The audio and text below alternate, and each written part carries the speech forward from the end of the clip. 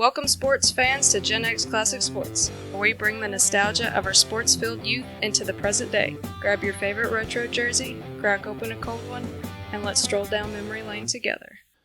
Welcome back, everybody, to GenX Classic Sports. This will be episode 28, where we talk about sports information and media with Jacob and Wayne Pumphrey. This is part 2 of that discussion, and as always, we really appreciate you joining us. And if you like what we do, please subscribe, please give us a like, thumbs up, and we appreciate you listening. Yeah, I mean, Jacob, I can't imagine how many balls you're juggling in the air in the middle of a broadcast or something with a full house at home and all the things that are happening simultaneously, and you're juggling all of that at once, you and your team juggling all that at once. It just really blows my mind how y'all pull that off.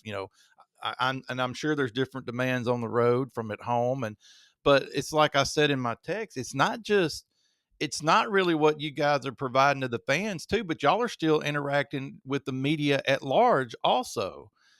For example, if only certain players are going to get to speak on certain days in college and pros, and what we whether we let you watch practice or not is a big deal nowadays because of the Belichick's and Nick Saban's that swear that guy that's washing windows in that skyscraper over there is really spying on us. And so there are so many other things to consider now, and thank goodness you get bigger teams as you go to do this. But what about, I mean, how I can't even imagine the machine that has to run to pull all this off for a given event, and knowing that in the background you're just keeping the athletic department alive and running like normal around the events you have to have. Exactly. No, I did that. You saying that right there kind of brings me to two different scenarios or kind of good situations, stressful situations at times that I kind of found myself in North Dakota. You know, we had a guy named is a junior guard, Trayson Eaglestaff, and if anybody listening, follows college basketball at all, you probably saw his name on social media throughout the college basketball season. We hosted Alabama. I won't get into the details as to why Alabama would come to Grand Forks, North Dakota, but had a local player that had a chance to play back in his home state. But anyway, Trayson, long story short, Trayson goes for 40 against Alabama. I mean, we're talking a Final Four team from the year from the previous year, 6th ranked team in the country. He goes for 40, and over the next 18 hours, I mean, he was talking to basically the Twin Cities, Minneapolis, St. Paul's version of Good Morning America. He had another Zoom interview. He had 2 more papers want to come in and talk to him. Personally, because I think I developed a pretty good relationship with him. He's a great kid. He kind of shared with me some insights on his personal social media and how many people from an agent standpoint, from an NIL standpoint, whether legal or not legal. I'm not here to talk compliance. I'm just saying No, I what he know. told. Jumping into his Instagram messages and then, congratulations and have you considered this? What do you think? And I mean, this is. I mean, we're less than 36 hours removed from the performance, and it's such an instant impact world. And then you Yeah. fast forward, kind of talking about how you kind of keep the wheels turning of the athletic department, or at least from the comms content side of things. Fast forward a couple of months, and we're at the Summit League tournament in Sioux Falls, South Dakota, and it's the first round, and we're playing South Dakota State. And if you have any kind of idea of the geography of that area, Brookings, South Dakota, and Sioux Falls are basically bumped up next to each other. So it's a home game for the Jackrabbits. And so, there's not much green in the in the building that you can see. A lot of blue and a lot of gold, but not much green. But Trayson goes for 51. I mean, he sets a Summit League record. He's one of 3 players in the country to score 50. Or 2 players in the country to score 50 this previous year. Goes for 51, and we upset them because we were the 6. I think they were the 3, and so we upset them. And so it's funny because, yeah, the game's over. The fan is going to go to the house or go out to the bar or go get a burger or do whatever. Comms content, hey, we're just getting started. I mean, I'm trying to make sure this release is the best ever. but I'm also trying to do it so somebody can read it before it turns midnight. So Right, I'm trying right. to get it out. I've got one of my content guys. He's working on 3 or 4 different videos. The slap bracket videos where you slap your name when you advance. He's working on a highlight video just for tracing because he went for 51. I'm trying to send clips to ESPN because he ended up being on the top 10, and they ended up like focusing on him all to just him. And so I say all that to say that it's just that's where it's at. People want to see the quick snippets. They want to see that. They feel social media has made the fan in all of us feel like it's more personable to us to be a fan. Yeah, It's more personable for us to follow a team or a player.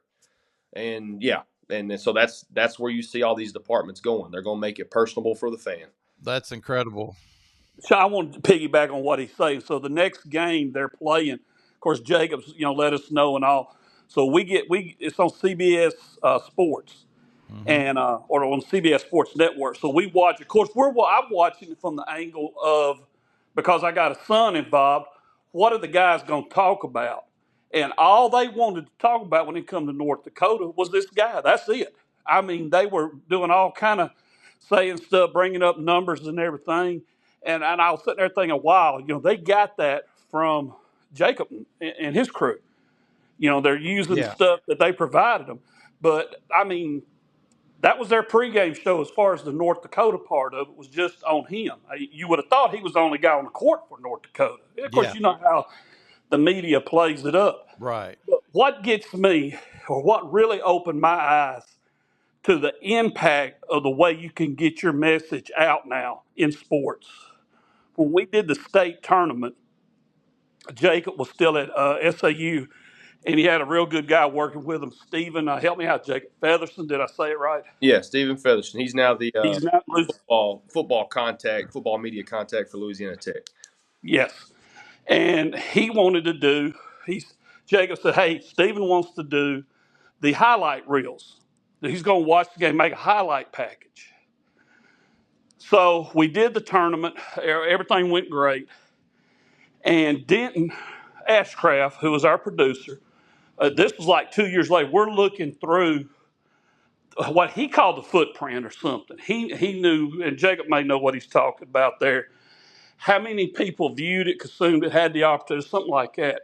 But I remember folks putting it on Facebook that night. Later that night, KAI TV in Jonesboro showed highlight reel of the Class 2A state basketball tournament. Wow. And Yeah. on the bottom down there, it had Junction City, Arkansas. And then I looked over, and it had Dragon Sports Network. Of course, I'm not freaking out, but I'm like, wow, that's it got out there. Our Hmm. footprint was over 4 million Yeah. when it was all said and done. A Yeah. Class AA basketball tournament in a small town, Yeah. and that many opportunities. However that works. But Jim said this is unbelievable. He said when I really go back and look at it. Yeah, that's one of the things I look at. They're called impressions in the YouTube world is sort of a bigger picture of who's possibly interacting with your output and stuff. So Right. there's a whole world out there of studying that stuff that I'm just trying to learn. And it's what it's done is the internet and the speed of the internet has just made the world so much smaller. I mean, that's That's it. really, and yeah. Yeah. And Jacob, when you said that, man, I think about you sometimes when there's games, and I think about how you're on the road or whatever, and you may be riding on the plane coming back or the bus or whatever you're doing because y'all have got, I'm assuming, internal deadlines you're trying to meet. But like Mm-hmm. you said, if something big happens, if you do a 6 overtime thriller, the media at large is not going to leave you alone until daylight the next day. And so y'all are, like you said, I would assume, like you said, y'all's day is just getting started, and that impacts a lot of what's going on in the department there for sure. It really does. And I think, kind of going back to something you said earlier, or my dad may have said it about like the University of Arkansas press releases or just press releases in general. When you start seeing more bullet pointed stuff, it's almost a I kind of view it as it's almost self-preservation. And the reason I say that is because are you still getting the information out there? Is it still the meat and potatoes of what went down or what happened? Yes, it's just presented differently in a more efficient manner. And the self-preservation part of it is because there's so many hats that comms and content and marketing and branding wear, and how the, I guess you can say, the Venn diagram circles are all kind of closing in on each Yeah. other. You do that in order to have yourself available for when stuff like that happens. So you don't have yourself caught up trying to, hey, I've got to spend an hour and a half on this recap that might not move the needle much. Right. But if Joe Smith hits a buzzer beater from 45 feet out and we knock off the top seed in the first round, that's the news. That is the news. It Yeah. doesn't matter what happened at the 3 minute mark or under 8 media in the first half. Joe Smith just nailed one from 45, and we need to be putting all effort into promoting that. And so, and again, all of that goes back to social media. It goes back to just, and you said it just then, the speed of the internet and how quick stuff can be consumed. And kind of like the approach in college athletics is, make it as personable as you can for the fan, because the fan is who pays the money, the fan is who fills the stands, the fan is who supports the athletes, and at the end of the day, it's the fan that makes the world go around. The athletes have a big role in it, but if there's no fans there, then you don't have much of anything. Yeah, and imagine a world where no matter how big the event was, the local people might not even know the next morning because you might have missed the print deadline. And Exactly. so you wake up and there's no one you can call. There's nothing you can look on to find out what actually happened at the end of that game that went past the statewide newspaper's print deadline. Yeah. So you think, oh, maybe the 7 a.m. that sunrise show they have, maybe they'll mention it. And so if you're lucky, you catch that. But if it gets to be 8 and 9 in the morning, maybe it's on the radio. I mean, that's the kind of scrambling Mm-hmm. that a sports fan would have done in the 70s and 80s Yeah. and probably into the 90s. It's one of the things that kind of dovetails all this or parallels all this really is when you said that about instant scoring, instant stats.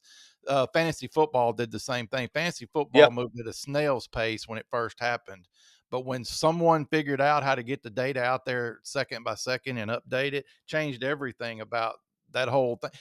And which, if it can do it for that, then obviously it's doing it for the real deal. But it makes me think about the first time I was in Little Rock with you guys calling a high school game, and I really wasn't there to do anything but eat the free food. And y'all were Us, or Dil us too, most of the time.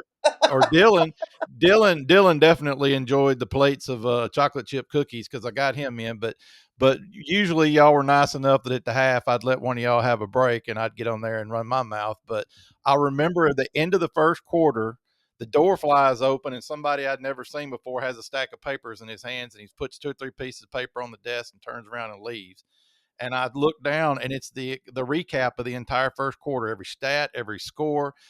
And I Yeah. thought, that's what I used to sit in the stands when I worked for our hometown newspaper at Dual State. This is the stuff that I used to sit in the stands and manually keep up with and hope I didn't miss anything.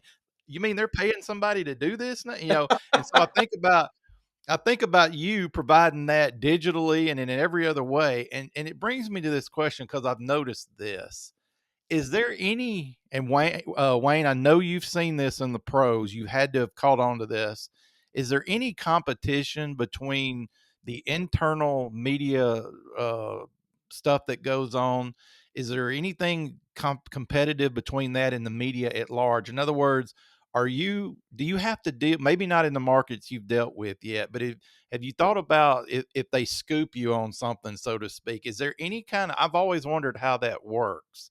Is there any kind of ethics involved in a reporter, for whatever freakish reason, he finds out something about what's going on at the school, scooping the actual information department on a story? Is there something that happens there that you try to keep some sense of control over things like that? Because sometimes it's coordinated. Orville Henry with the Razorbacks was totally coordinated, like, right, Wayne? Yep. And every pro coach has their favorite writer or two. There used to be stories about Bill Parcells. would drink beer with this certain handful of New York reporters on like Yep. Tuesday nights, and he would tell them, write this, but it's from it's an anonymous source. It'd be Bill Parcells, anonymous. It was the head coach that told, Lawrence Taylor had a rough week in practice because of whatever. I want you to get him fired up this week, so I want you to say an anonymous source said the left tackle whipped his butt all week. So that was coordinated. But I know in the Dallas media, because I listen to their radio a lot, there have been times when the media at large has kind of gotten a story out there before the organization intended it. So can you kind of talk to us common folk that are just absorbing this stuff as best we can? What might go into some of those kinds of things just a little bit? Yeah, no, you're right, and you kind of talk about markets and stuff. We didn't really run into a lot of that at Southern Arkansas. I mean, we had a pretty good if it originated from our department, we obviously had a pretty pretty strong grip on being able to control how we wanted to present it to our constituents, our fan base, university, our local media. But I will say, at the University of North Dakota, that opportunity kind of really opened up a lot for me because there was more of an emphasis in my position, and like I said, there were three other, or I guess two other assistant athletic communication directors, and then a director that was kind of the boss of us three. But there was more of an emphasis on building relationships with the media because there was a larger media following, whether it was a couple news, the WDAY out of Fargo, Grand Forks Herald had a paper and has a sports department that's really involved in the university, and so I think back to just this past December, where you've got a situation of, and it wasn't necessarily me directly because I wasn't the football contact, but you got a situation where you know the football coach is he going to retire? Is he going to be asked to retire? Um, how are we going to do this? And then rumors started kind of floating around, and really don't know if it actually ended up being true or not, but that the department, in order to try to push along someone, might have reached out to sports editor and asked him to put together a piece in which he reached out to former players in support of moving on from said head coach and bringing in such and such, or maybe not even bringing in anybody specific, but just, we need a change of leadership, we got to get this program back to where it was. And rumor had it that it come out of some of the upper administrators and stuff. And so you see a situation where you've got, using kind of media to your advantage. Hey, don't necessarily write a hit piece on us as administrators for not being able to pull the trigger on either letting this guy go or paying his buyout or whatever, but instead, hey, how about you, we'll create a piece for you, we've got an idea, how about you go and you garner some votes or some Right. support from former players and make a big article about how it needs, and so that was one thing that kind of stuck out to me. It was like, not in Magnolia anymore, That's so what I've always found unique about Arkansas's deal back in the '60s. And I'm not saying that they were the only team in the country that had that, but Wayne, correct me if I'm wrong, but those two newspapers were Frank Broyles' mouthpieces, right? Right. Well, especially the Gazette, Sean. I Yeah. mean, first of all, let me say this: you had the great Jim Bailey. Those that know about his writing, his coverage, especially Arkansas Travelers and stuff, outstanding to read. But the guy that everybody is familiar with from back in those times is Orville Henry. And even Frank Broyles, in his book, wrote a part about people accused Orville of being the quote unquote mouthpiece for Frank Broyles. In other words, if Frank wanted to get something out there, kind of what Jacob was touching on about the coaching situation there at North Dakota, they said he would go to Orville. And it really got bad during the Hatfield era.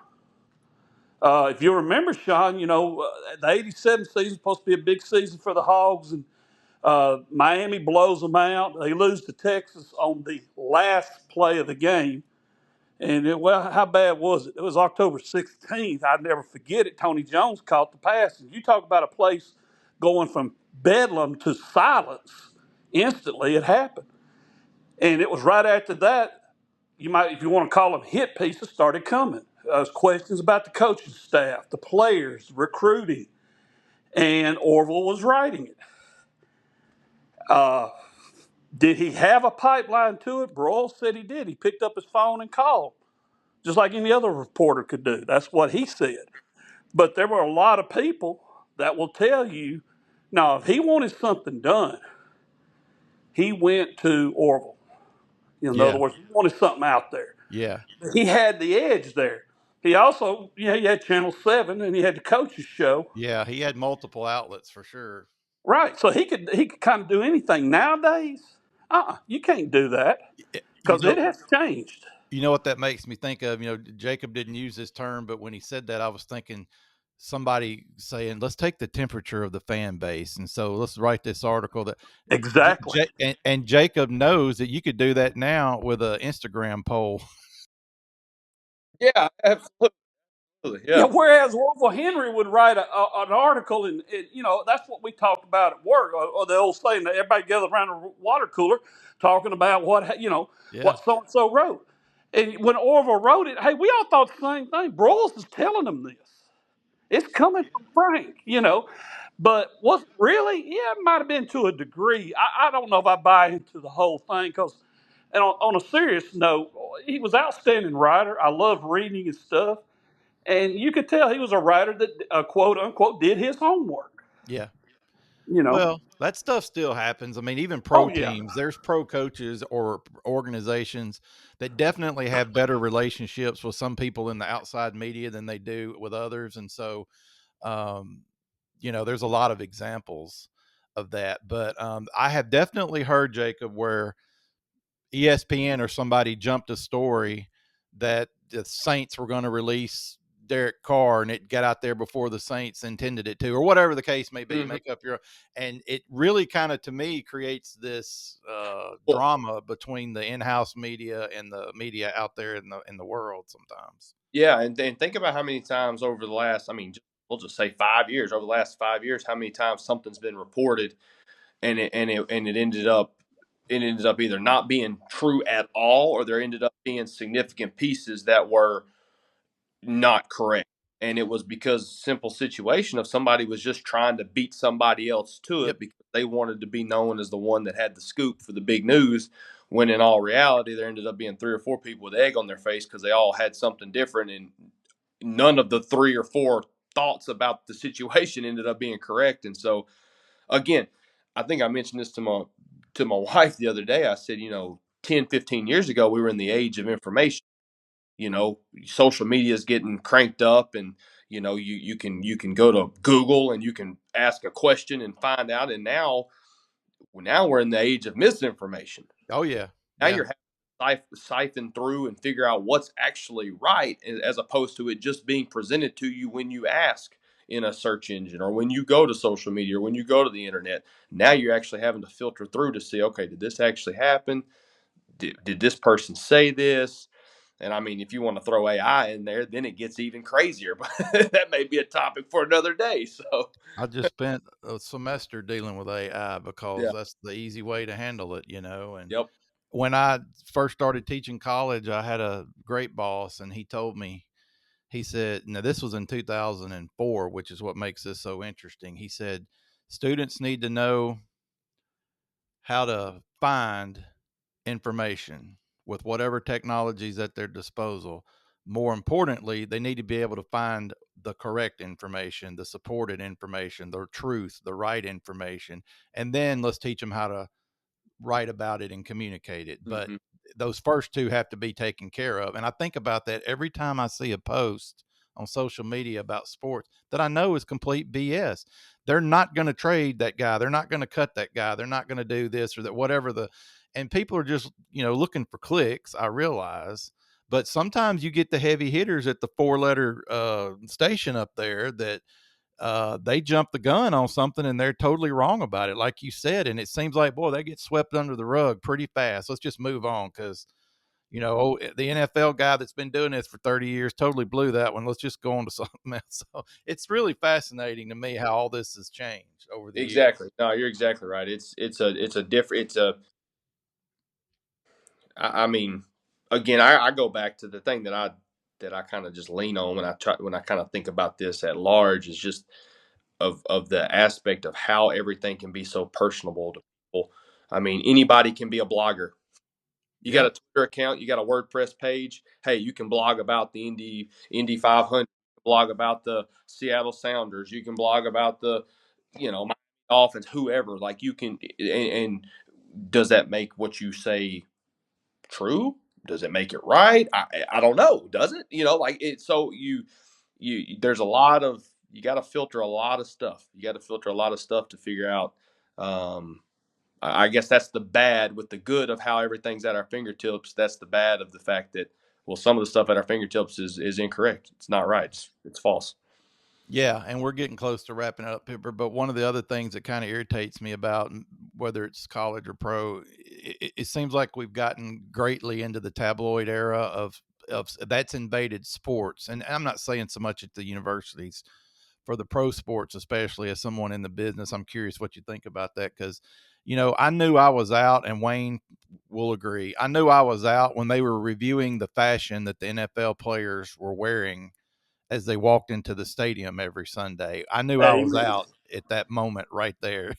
Yeah, But that's part of what you said about that's what a certain demographic wants, and I understand that. yeah, But I'm sure not that different demographic. and you both have said it at different points tonight. It all goes back to that mid to late 2000s when marketing specific players started becoming really the big thing to do, and we see it all the time. And I'm on the standpoint of that four letter those four letter words are up in Bristol. I grew up watching Sports Center on loop.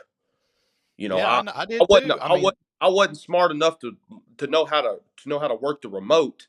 So Dad, bless his heart, he'd get in at 5:30, and by 6 he was back up turning it on ESPN for me, and I'd watch the same highlight clip for 4 hours.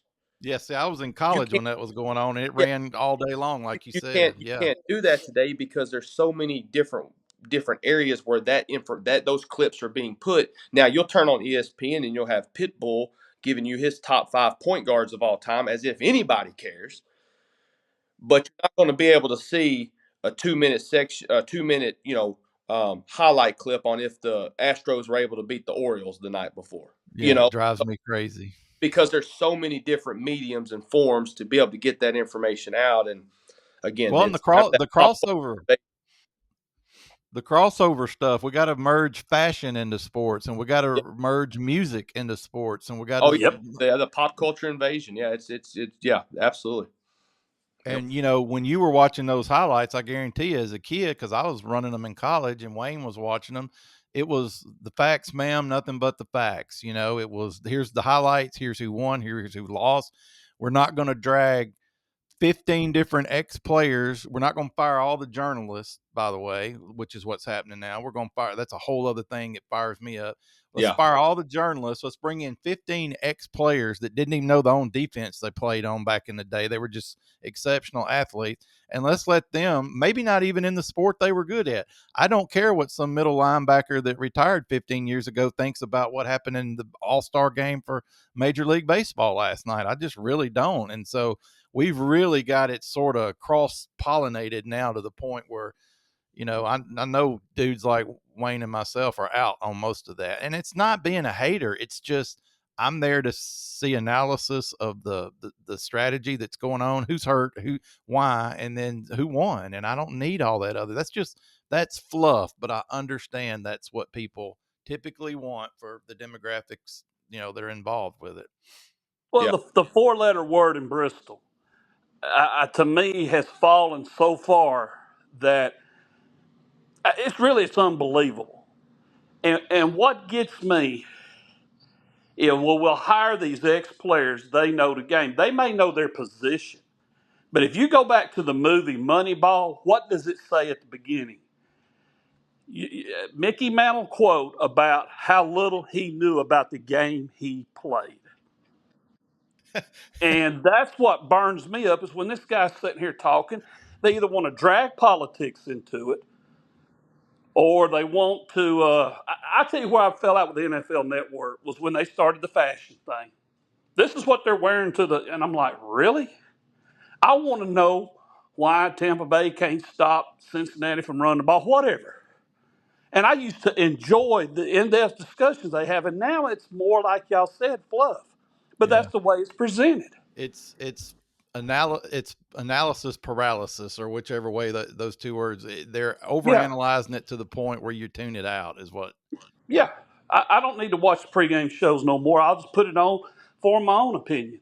But Sean, like, when we talk about how media's changed, one of the things that I enjoyed doing when I was helping David Carpenter, you might say I was his media guy. I did quotes for him, get him to Robert Yates or whoever, you know. But some things we did at the state finals one year, I can't remember, it was either 13 or 14, when he got his 200th win. It was in the finals. And I went ahead and made, Jacob, you may remember, we Oh put yeah. together like a 5-page, 6-page thing on him. And I did a little bit of a story. I did bullet points. And I got it from, and I still love doing this.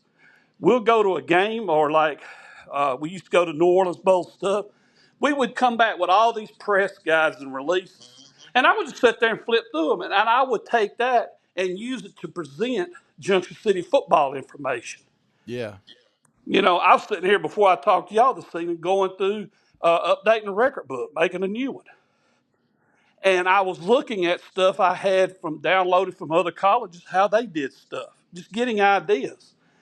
And I want to present it. I want to present it right. And nowadays, it's more of the Watergate effect. Can I get something out there real quick and take this coach down because he screwed up? This is a mistake. Right. It's not necessarily that coach screwed up, made a mistake, but they think he did.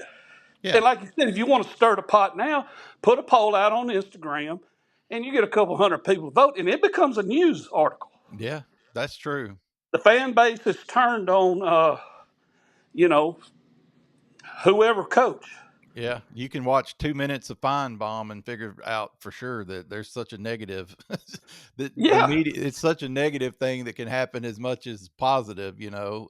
I'm in it for the positive. I want to hear the good memories and the nostalgia and all that, but yeah, seems like we're overrun with what's wrong with it all. And I was going to say earlier when Jacob was talking about the the the the graphic guys and stuff, it's kind of like I heard Nick Saban say that the first time one of the things that made him retire was the first player that he recruited that came in and sat down at the table, and his first question was, how much are you going to pay me? That's when Nick said he called his wife and said, we're done after that recruiting visit with that kid. And then the second one I think of is I've heard the pro guys lately, scouts. I'm not going to tell you what channel I was listening to, but I heard a scout say that it turns him off tremendously when a player coming out of college says, let's talk about my brand before they have anything else they want to discuss about his fit with that team if they draft him. Or let's talk about my brand. And it's like that makes me think of Jacob saying, the players have their own social media, and maybe you guys have to dovetail with that and not veer off brand for the school or the kid, and make Mm-hmm. all that be coordinated and stuff. So Yeah.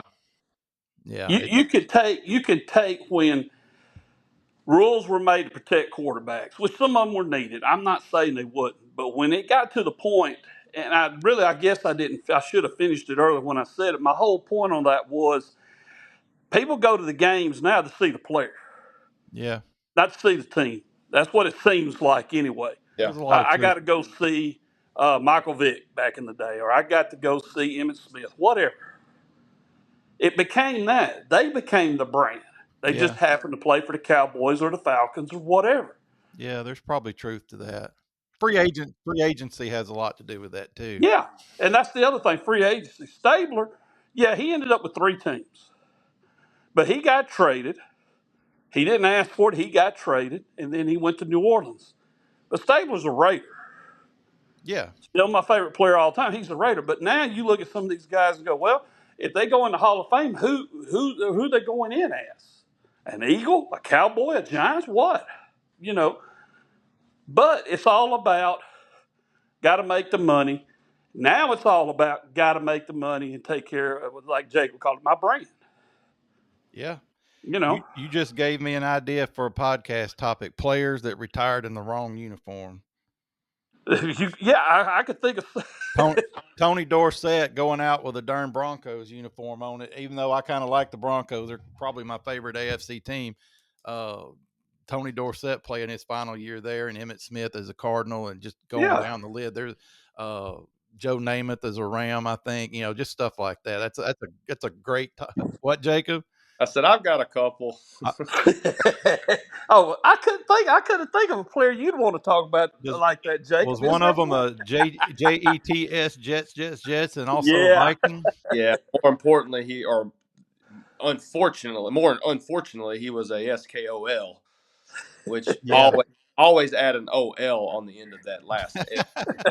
In his case, SKOAL is in dipping, right? Absolutely. Yeah. All right, guys. Well, look, I've gotten y'all for an hour and 20, and it's been fantastic. Is there anything y'all you want to add while we're on these loosely connected topics here? It's been great because I love the territory we've covered tonight. Y'all got anything else you want to say? I'll say this. If anybody's out there listening, they may not be a sports fan, or they may not have really an interest in anything. Man, now more than ever, it's the easiest time to become one.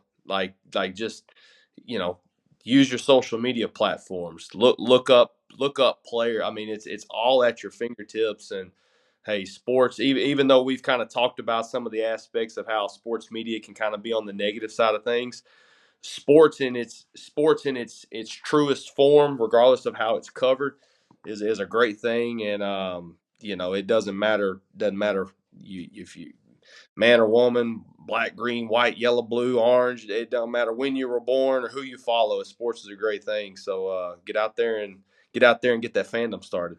That's great to say, Jacob, because I'm like you. I don't care if you're a minor league baseball, if your favorite minor league team's in North Carolina and you live down here, you can follow anybody you want to follow nowadays because of the people like you that work at the teams that are pros and work at the universities and get the information out there.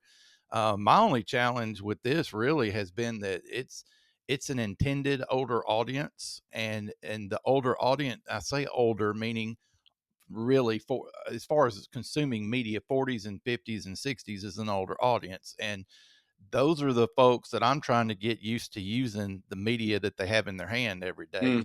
I've had people my age tell me, I don't even know what a podcast is, dude. And I'm like, well, it's real easy to get a hold of one, man. Just your phone. You got a smart TV now. You could pull up YouTube.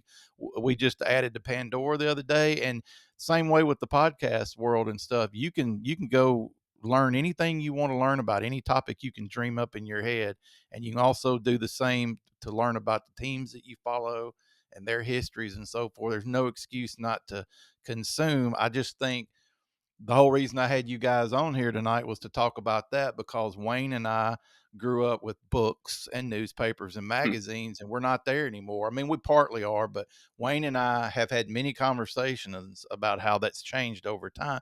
But I'm okay with it. I mean, I'm glad, Jacob, that you get to do what you do and with the technology. And I think it's fascinating. And for people like my son, who's a massive sports fan, that y'all are serving up exactly what he wants. And me too. Not everybody my age is into technology, so I feel Sure. fortunate that I've had to work with it all these years and I can still hang with it. And just to echo what you said, as long as you're not rooting for the Skins or Eagles or Giants, I say go out there and find a team and support them. Absolutely. That's right. All right. I'm going to kill the recording, guys. I appreciate it so much. I really do. And I'm going to kill the recording right here, and y'all hang on for just a second. Okay. Sounds good. All right. Thanks, guys. Thank you for joining us on GenX Classic Sports, where nostalgia meets the thrill of the game. Tune in next time for more insightful discussions and memorable moments, brought to you by Pine Street Productions. Until then, stay passionate about sports and keep the memories alive.